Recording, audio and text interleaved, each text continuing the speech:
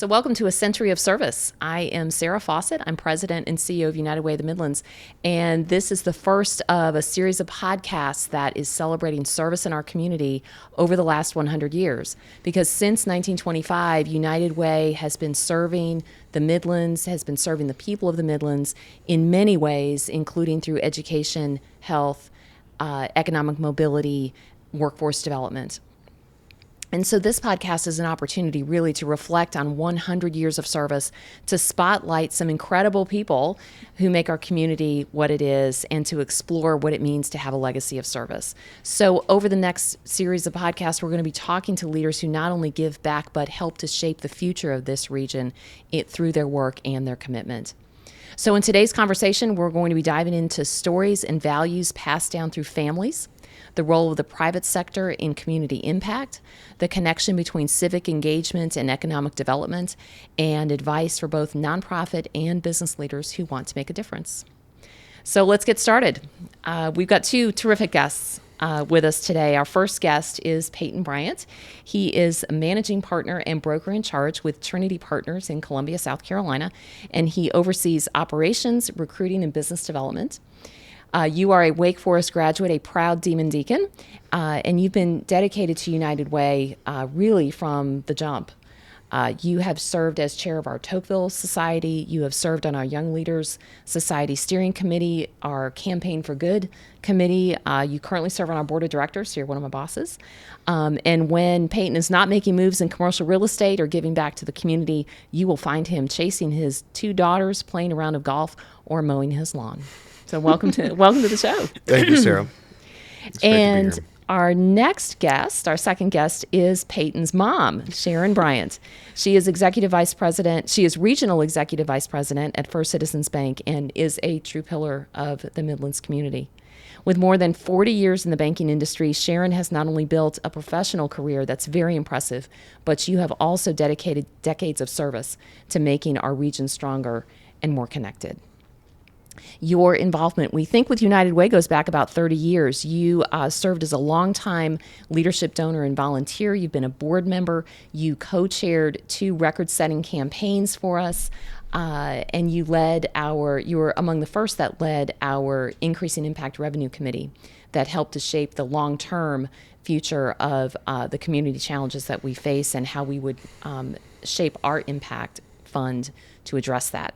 You have also played a pivotal role. You're one of the founding members of Women in Philanthropy, one of our affinity groups that is now over 430 women strong, that invests $50,000 a year into programs supporting women and children throughout the Midlands. You have mentored young professionals. You have guided nonprofits. Your commitment to service is matched only by the depth of your impact. And Sharon, we are so grateful to have you here today. I'm delighted to be here. Thank you, Sara. So we wanted to start out the podcast with an example of generational service. And certainly that is what Sharon and Peyton represent.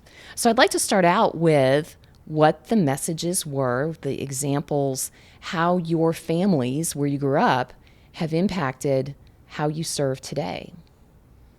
Well, I'll take a stab at this. Okay. Both of my parents are from small rural towns in South Carolina and have, always been involved in everything that they were asked to do. And so just that spirit of giving and embracing your community was always the message in my home. Mm-hmm. But I really watched my father, who was an attorney here in Columbia, just really jump into the community and find ways to make a difference.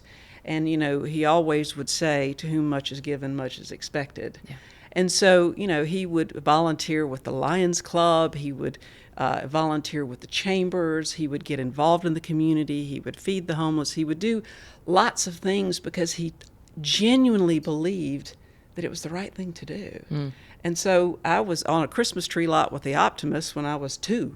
So, hiding amongst the branches as he sold trees to help raise money to support children. So, again, I think it was an example that was set by my parents. So it wasn't necessarily anything explicit that was said or an expectation that was set. It was just looking around you. Oh, yes, and seeing absolutely. It was modeling. It was showing me what to do by example, by getting involved. It was never really a conversation beyond it's important to be a part of your community, to be a part of the fabric that builds where you live. Yeah. Now, that was said, Yeah. but mostly by example. Yeah. Well, children, they watch what we do a lot more than they listen to what we say. That is so true. So true. So no pressure, Peyton, since you're sitting right next to your mom. I know. But I'm listening. yeah. Got to give Dad all the credit. No, I would say mine was both. It was not only it was the modeling, but it was also the sitting down and the talking about what is important and why it's important. My mom and dad were never afraid to tell me what they thought I needed or should be doing. But it's interesting, in the Christian faith, people talk about having a Damascus Road experience when they come to their faith, right? Or conversely, folks just slowly over time build a faith and realize it's something that they've always known, and how do they grow into that? And I would say, my approach to serving and giving back is a lot of that way, of the latter. When I was growing up, it's funny, it was, did you do your homework? Did you do your chores? Have you made your bed? And what have you done for other people? Or when you go to get your summer job, or you plan to get you're planning your education, what are you going to do for others? How are you going to serve around that? And so when I graduated college, it was, hey, you've got a United Way in Winston-Salem, North Carolina. They have a young leaders division. Go get involved with that. It was something that I just knew I was going to do. I didn't really have to think about it, or give it, or question it much. It was just, hey, this is what I'm going to do. Yeah. And so that's been a blessing for me. As I got older, I realized, not everybody feels this way, that giving and serving are things, that you really have to encourage and you have to build. It's what the United Way works to do, to encourage all of that. And I've been fortunate that it's just always been something that I knew to do as a part of life. It was, along with every other thing of life, is serving and giving back. My dad would tell me, he would say, son, I hope you realize how fortunate you are, to have all the opportunities and the things that you have. And, I think the unsaid question was, what are you going to do about it? Yeah. So. Yeah. Yeah, that's always an interesting dichotomy between setting up an expectation to serve and cultivating a desire to serve. There's a little bit of a difference there. And it's been interesting to me as I've watched over the years, because when I was working for Wachovia in Winston-Salem, there was definitely the expectation that you're going to give back. If you were an up-and-coming executive, you needed to serve on a board. If we had the traditional United Way campaign where, you were expected to give. And it's a question of how do you turn the expectation into a desire? And I don't know if either of you have any thoughts on that. Well, in business, with my team, I always talk about the why. When you have a decision to make, or you have a change that you're making in the organization, in order to create understanding and followership and buy into the change, it's important that people understand why. And I don't think we do that enough in the nonprofit world, really explaining why we do what we do and how someone's commitment and service can truly make a difference. Because I hear people, well, they already have hundreds of volunteers. They don't need me. And, so I really think that sometimes it's a misunderstanding or a perception that has been formed about the importance of service, and that individual can truly make a difference, and that we can help them find their spot. Because it's just like when you ask donors for money, it's important to understand where their heart is and what they're interested in. And then once you find that magical spot, it kind of opens up the ability for folks to give more. Yeah. And I think service is the same way. We need to help people find where they fit. And sometimes we ask them to do things that they're not comfortable with. And then, I just think there's lots of opportunity for us to have a little bit more communication with each other, whether it's corporately or whether in the communities, and helping people find their spot and their place. I started in 1983 with the United Way, actually. It's been 40 and it years. was, where do you want to get involved, and do you understand what the United Way does for our community? And as a financial services provider and the number of customers that we serve inside of a community, it was important that we be aligned with the United Way. But then I learned a lot more about actually what United Way was doing and the difference that it was making. And so then it changed from an expectation of being a young banker to being heartfelt, that I really wanted to make a personal difference in the community. Peyton, did you have a point? You obviously, growing up, as you were describing, had the same thing, had examples set by your parents. You had expectations verbalized to you. What would you say were the points for you in college, young adulthood, early professional career where it switched from being an expectation to being a desire? Because I mean, I work closely with you on a number of things, and you genuinely want to serve this community. So are there times that you can point to where some kind of switch flipped for you? Absolutely. Going back to kind of what my dad said, I hope you understand how fortunate you are. And frankly, when I was a little kid, I didn't know how fortunate I was. Sure. I looked around and everybody had food on their plate and everybody went to school and everybody, was generally healthy. And so it was hard for me to understand what is the opposite of this? What is the alternative? So graduating college and starting to serve with the United Way and putting myself in some of these uncomfortable positions of seeing the world as it is for a lot of people and not just me, really popping this bubble, that I had lived in for a number of years. That was probably a real big part of that switch, realizing, wow, like you can't really appreciate fortune until you have understood misfortune. And so that for me, I would say it turned from an expectation to a desire, yes, but the way I look at it largely is a response. It's hey, Peyton, to look in the mirror and say, you have been given opportunity, you've been given a loving family, you've been given all of these things. What are you going to do to return this blessing? And it really is faith-driven for me. I go back to Genesis 12. God says to Abraham, I'm going to bless you and I'm going to make you into a great nation, and I expect you to then be a blessing to other people. And by no means am I Abraham of the Bible, but I do see myself as saying, hey, Peyton, God has blessed you. What are you then going to do about it? And it's interesting, you talk about a single moment. I do recall, I was thinking about this the other day, my parents not only had a great influence on me, but of course my little sister.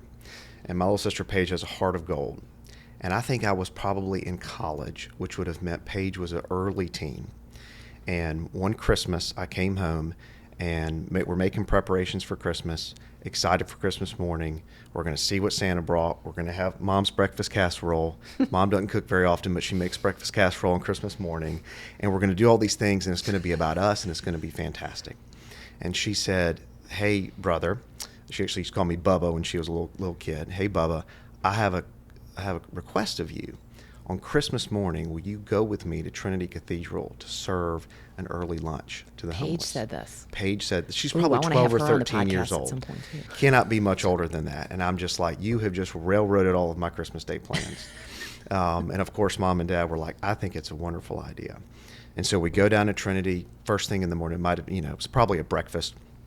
And I'm like, okay, how can I position myself to be like handing out bread, refilling the food, something behind the scenes that requires no interaction with what's going on?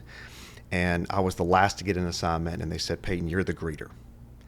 Like, you're going to stand at the door, and as these homeless folks walk in that are down and out on Christmas morning, you're going to greet them and welcome them and tell them Merry Christmas and good morning. And I tell you, it was probably the greatest hour of my life, because they were so full of joy and gratitude, and it was Merry Christmas, God bless you. I mean, I'm like, literally, tears were coming down my eyes as I'm just shaking hands, and I'm 21 years old, and I realized, wow, you have got it so good. From henceforth, you've got to go and make something of yourself, and you've got to give back, because, you just, frankly, you don't deserve what you have.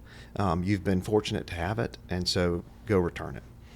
I would say that's probably the pivotal kind of switch flipping moment that I had when I was young. Wow. I had a switch flip moment, and it had to do with speaking to First Citizens at your campaign kickoff. This was before I joined United Way. This is when I was still at Eden's. Oh. And you asked me to come and be the speaker. Oh, that's right. That was, I don't know, at least 10 years ago, if not more.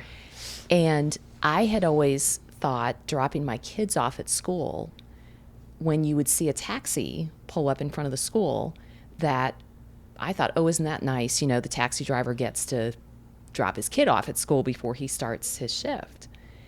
And it wasn't until I was doing some research with the folks at United Way trying to put together my remarks, that they told me no, that when you see the taxi pull up in front of the school, that is a child whose family is currently homeless. And there's a federal program at the districts, at all the school districts, that makes sure that that student, no matter where they spent the night, gets transported to their school that they had been attending, so the child doesn't have to continue to switch schools. And that was my... That was your moment? Oh, yeah, because that's when it enters your real world, and it wasn't the, oh, isn't it nice that the taxi driver gets to drop off his own kid just like the rest of us do before work. That was like, this stuff is real. Mm-hmm. And this is close to home, literally. So I think having those that kind of a Damascus Road experience, yeah, I mean, absolutely. Sometimes to me, the issues that face the community are rather esoteric. We kind of see them from a distance. True.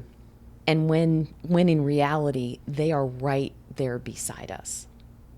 They're right there beside us. So both of you work for companies that are very community and civically minded. So can you talk about the value of the private sector being involved in the community, and maybe even talk about how being with a very community-minded organization, what that looks like from a culture perspective in your organizations? Well, goodness, it definitely goes back to the values that are set by the organization. And, again, I'll talk a little bit about First Citizens because, we have kind of the three-legged stool, and it's our clients, our associates, and our communities. Notice I didn't say shareholders. I mean, this is about what promotes and holds a community together and what really helps a business continue to thrive and grow. And it's all three of those things. So to exclude the community, to exclude our involvement in the community would be an atrocity, truthfully. I mean, because it's a good business decision, too. That's probably some question coming later. But quite frankly, all businesses need to be invested in the communities that they serve. And then it also offers an opportunity for the associates to become more educated, to understand the why, to have something that they can rally around together that makes a difference. Mm-hmm. So much of this is heart. I'd say 90% is heart, but there is 10% that is just good business, to make sure that you are engaged and supportive as a community as a whole. Because when we look at businesses that are looking at the state of South Carolina and they are coming into our communities, or they want to come into Columbia and create a business opportunity, they're watching. They're looking at our schools, they're looking at our communities, they're looking at the involvement level. There's so many things that factor into this. It's not all just the numbers. Right. So I think it's extremely important to understand the values of a company and see what a company is doing inside of its community. And that is truly what First Citizens has done. And we have always had that spirit, and we have always cared very deeply about the people that we serve, of all I'm sorry, I hope you can cut that. But we really appreciate all facets and all of the demographics of the communities that we serve. Yeah. And we see the business reason, but we really see the heart reason, because it serves so many. It serves the associate, it helps the customers, and it certainly helps our company as well. Peyton, you've been part of growing, you've been with Trinity Partners, you are in a business that you're growing with your own two hands. So tell us about how you're incorporating service into the culture of Trinity Partners. Absolutely. Well, kind of to what Mom said, philanthropy and economic development have got to be hand in hand. Folks are attracted to a community that is not just prosperous and has lots of money and, the highest of the high are doing well, but it's rather, really a rising tide that is lifting all the boats. I mean, that's a slogan that gets thrown around a lot, but to put it very simply, it's very true. And so, our business is based largely upon salespeople who are charged to go out there and build their own business. And they can do that a number of different ways.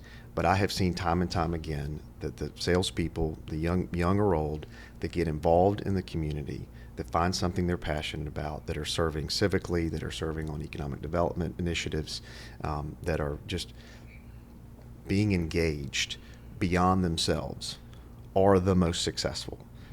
Because I think clients are attracted to that, businesses are attracted to that. So that's kind of how we have tried to encourage our folks on an individual basis to say, hey, you're out there building your book of business. We offer you the tools to help.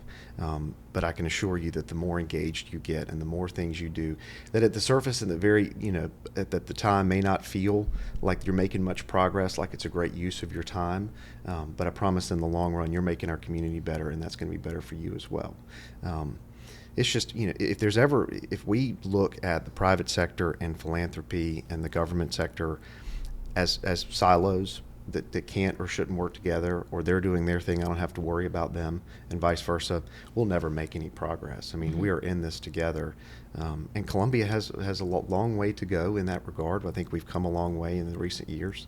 So I'm encouraged, and I think one thing that's important when you look at corporate service, the best companies, the ones that people talk about, that are like, wow, they're really making a difference. I really want to be involved with that company. I want to work for that company. I want to do business with that company, are the ones that are civic and philanthropically minded. It's just plain and simple. A company that comes in and is all about themselves, is all about profits, is all about taking what's theirs, that's short-lived. Yeah. And so, I think it's an easy example that if you want to be a good corporate example and a corporate member of a larger community, giving back and giving of your time has got to be a part of that, as well as your money. And it seems like that's when I was new into the business world 35 years ago, the message was more about the giving, about the literal giving back, and it was this expectation and that kind of thing. Today, particularly among younger folks, it's more about the cause, and it's more about the why. And what I wonder, and I'm interested in your thoughts on this, Sharon, you had said 90% heart, 10% good business. But as we think about the tie between a healthy health and human services philanthropic sector and economic development, there's a tie there. If you do not have a good social services network in a community, that is a hindrance, I think. And I think back to when I was in the private sector and working in real estate. When you're looking at land assemblage, or when you're looking at, putting your new shopping center somewhere, there are a lot of other factors besides just vehicle counts and average income in a 3-mile area. I had a business ask me just last week how we address our social issues in Columbia. What'd you say? We don't have time on the podcast for that, Sara. But no, we talked, a little bit about the services that we provide throughout the city, and the different. United Way was a part of the discussion. I will say that, but we addressed that, and we do have some room to grow there. So I have to be completely transparent that we are not where we need to be with addressing all of our social issues in Columbia. But so that right there was proof to me that is certainly in the minds of folks who are considering Columbia as a potential site for business operations. Yep, completely agree with that, and I completely agree that we've got a ways to go. So, and you're right, we'll do another podcast on that subject. Sara, people a lot of times confuse philanthropy with being selfless, right? That it's all I have to make time for that. I have to kind of change my attitude about giving back and about serving. But it's interesting, if you look at the data of the things that the charitable world does, United Way specifically, a lot of it comes back around and helps even the most affluent individual. For example, what has always stuck with me is when you guys shared the data about Well Partners, about the dental clinic. And essentially there was a chronic issue at our two major hospitals of folks going to the emergency room on a regular basis, going back regularly because they had pain or an issue that all started because of something that originated in their mouth with their dental health. And that as Well Partners was more successful in addressing those issues, the emergency room visits dropped. Right. The cost of those hospital dropped. At some small level, the cost of healthcare in our local community comes down. And frankly, selfishly, if my daughter breaks her leg or busts her head open, I can take her to the ER knowing that she's going to be able to be served because the ER will not be full of folks that are in there for dental issues because Well Partners has helped solve some of that. So it's just interesting, for folks to say, oh, well, that's not my issue, it's not my problem. But the health of other people impacts us, whether we believe it or not, whether it's the mental health, the physical health. When somebody's, we have an issue right now in our commercial real estate world of retailers and molding into downtown Columbia, because there is a homeless issue and there is a cleanliness issue and there's all these different things that we worry about. And so, if we're able to help those people in the right way, not just temporarily for 30 days, but help them change their lives, then they become contributing members of society. They're living healthier lives. They're paying taxes that are contributing to the lives of other people, right? And then that results in what is potentially a more comfortable and livable downtown area. That's right. So it's just interesting. You can actually be quite selfish, and choose to use philanthropy and the United Way as a resource to help serve that selfishness. It's not necessarily advertised that way. It'd be kind of hard sell to put that in a commercial. But folks just kind of consider there's me and then there's others, and what folks need to realize is that those go hand in hand. They really do. This guy gets it, folks.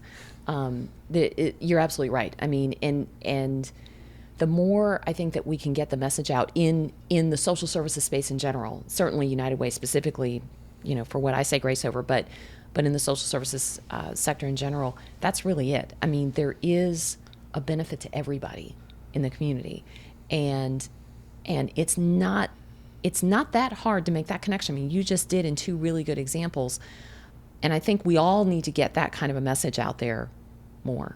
So, couple more things. Tell us about somebody in the community that you think has left a specific legacy or that has impacted your approach to serving our community. You go first. Well, not just because she's sitting right beside me, but I will tell you, it is pretty cool to have spent the last 15 years living as an adult in Columbia, and for folks to say, "Are you Sharon Bryant's son?" Because without fail, they just light up and have something wonderful to say about how my mom has impacted their life. Whether it's, just made them laugh in a meeting or led an initiative that absolutely changed the direction of an organization, or a client that, would say, hey, we didn't have anywhere to turn. Sharon Bryant pulled some strings and figured this out, and our business turned around. And so I love your mom. I hear that a lot, and it's really, really cool to experience. And it's funny, a couple years ago, she called me and she said, son, because my parents always addressed me as son, son, I think we are seeing a turning of the tides. I said, what do you mean? She said, well, for many years now, you have been Peyton Sharon's son. And she said, the last few people that have come up to me have said, ma'am, excuse me, are you Peyton's mom?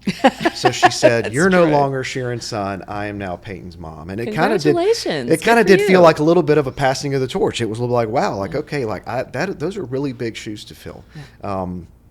Because there is something very special about Sharon Bryant, both as a business leader and as a mother, that it's just, it's not something you can really bottle up. And take and continue on. So I have very big shoes to fill there.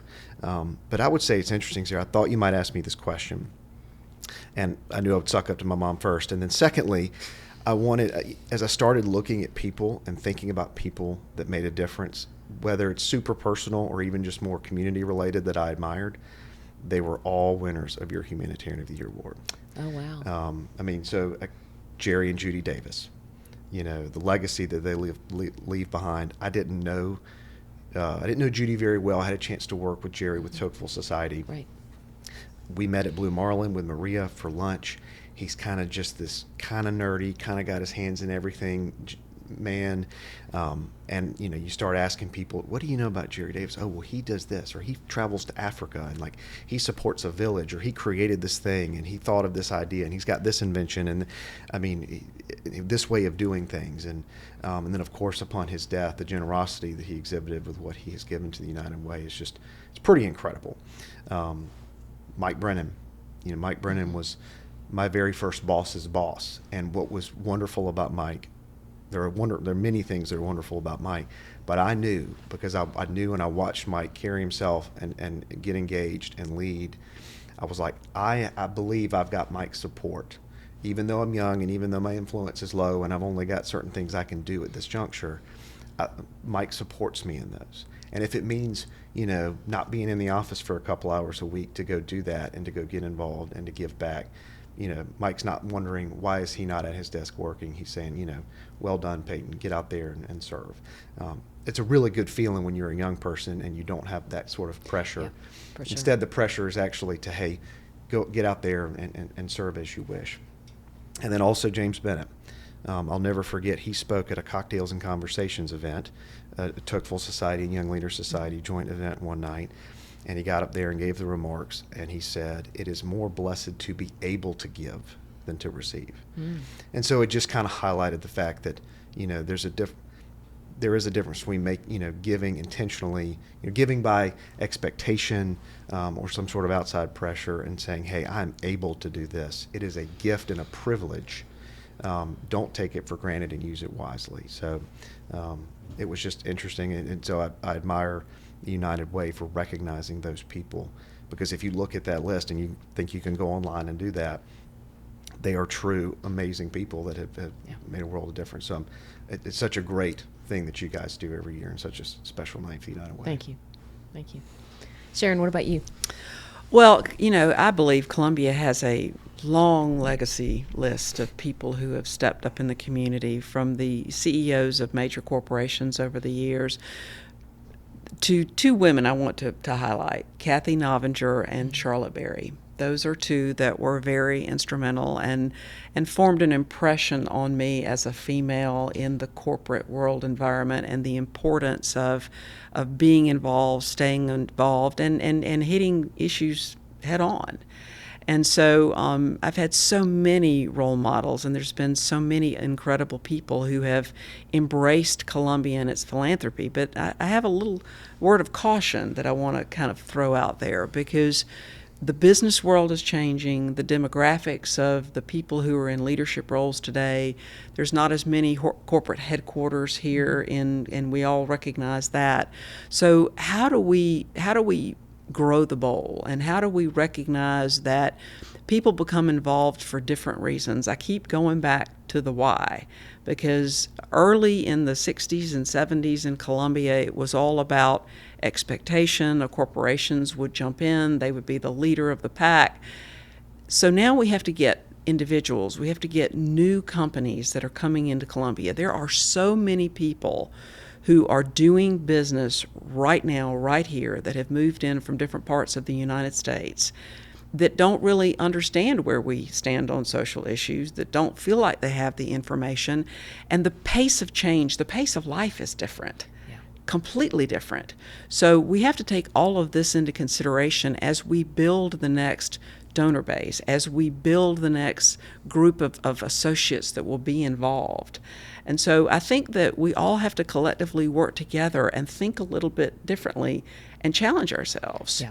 Because it's always the same people I see at the events. It's the same people I see chairing the opportunities that the community has. And I think some of these other folks, they're out there that just need to be asked. First, they need to be identified, and then they need to be asked.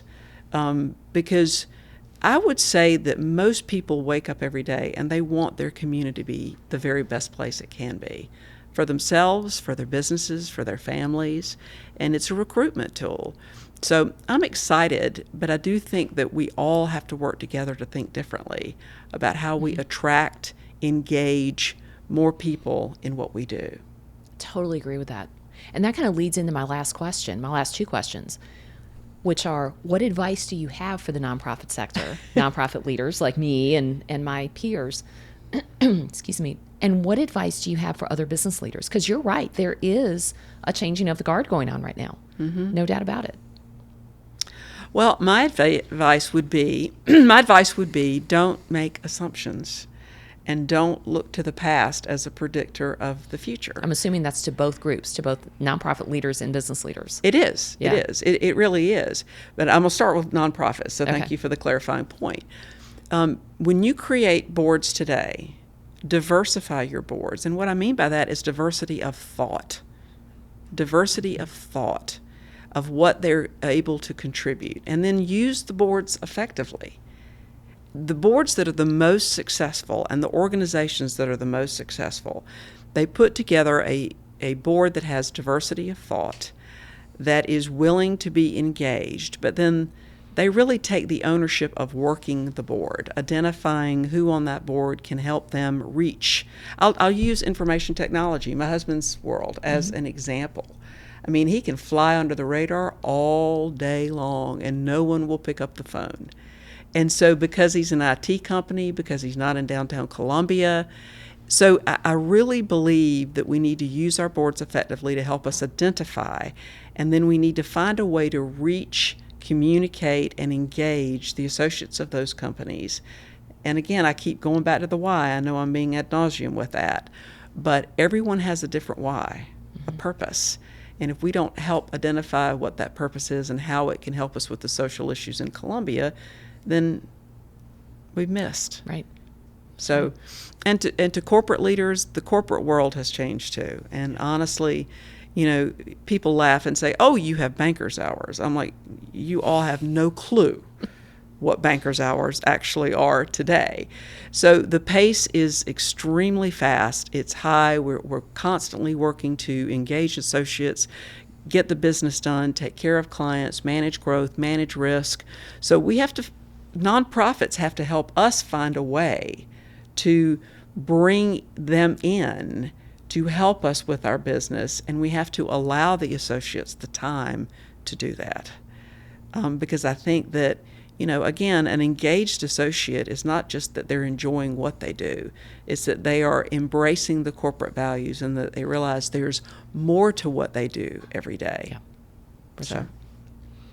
Advice to nonprofit leaders, Peyton?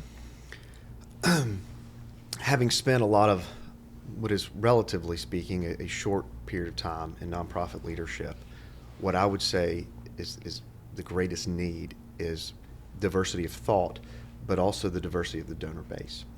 You know, fundraising, it's funny, I don't know why, but I love talking about giving. I just, there's something about determining what the cause is and being able to, once I've understood it, be able to convey it and help organizations fundraise. I don't mind talking about money. It's not uncomfortable for me. And so I have found myself in many times in a role with a nonprofit organization in that fundraising realm. And I enjoy it. I really do. It's generally the last role that most folks say, "Hey, will you come serve?" that they want to have. And that's okay, because somebody's got to fill that. And so having seen that through multiple organizations over the years, what continues to happen, and it's because it's easy and it's often the path of least resistance, is it is a lot of times the same folks over and over and over again. And then now people just flip and email you or send you a text message and ask you for $15,000. That's an easy NO. So that's this generation as well, is that the assumption, I'm going back to the assumptions, are that you're going to help me save time and you're going to send me an email asking me for, you know, a large sum of money that my corporation has the fabulous opportunity to participate in. But there's no linkage, there's no why, there's no structure to it. So it makes it very easy to hit NO on your keyboard and I think hit that's, send. That's going to be the interesting thing as the business leadership landscape continues to change here in this area. with younger leaders who are used to texts and shorter periods of time and working more rapidly. It's going to be really interesting to see, because I don't think the relationship building piece of finding out what is your why is going to necessarily change over time. Well, you're right, and I think we will figure it out. But the younger generation, you're typically asking them for $100. Yeah. So know your donors. I mean, you know your donor. Well, and what you know how to do Way that. has been doing over the last several years, I mean, if you consider like the evolution of Joey's team and what they're doing and the data analytics, my assumption is that all of that effort is not just so that we can come up with this snazzier text message to send, but so that we can build a relationship with the new donor. It's so we can invite, if we know more about the donor, it's what are they interested in? Let's see if we can, frankly, lure them into doing something that interests them. Right. And then That's they true. understand United Way. And from there, there's a relationship that's built, where even if a text is sent, it's a little bit more well received than it otherwise would have been. But we got to know our donors to get more donors and to diversify that donorship. So it has got to be top of mind, because frankly, if you look at macro generational data, the well that we have continued to go back to is eventually not going to be a well anymore, because they have retired and don't have any interest in hearing from you, or they've passed along and there's a new generation. And so it's, how are we going to bridge that gap and create those new wells? So that is my biggest challenge. It's something that I'm very much a part of helping and molding, and will be for quite some time. And to corporate leaders, I mean, that's certainly something Mom can speak to better, but you hear about unlimited PTO, right? So I hear that more often. What's your PTO policy? We don't have it. It's just kind of a trust factor. I wish there was maybe a more reasonable PTO policy and an unlimited service policy. Hey, you want a mental health day? I have a great opportunity for you. Go sign up with Homeworks and help build a house.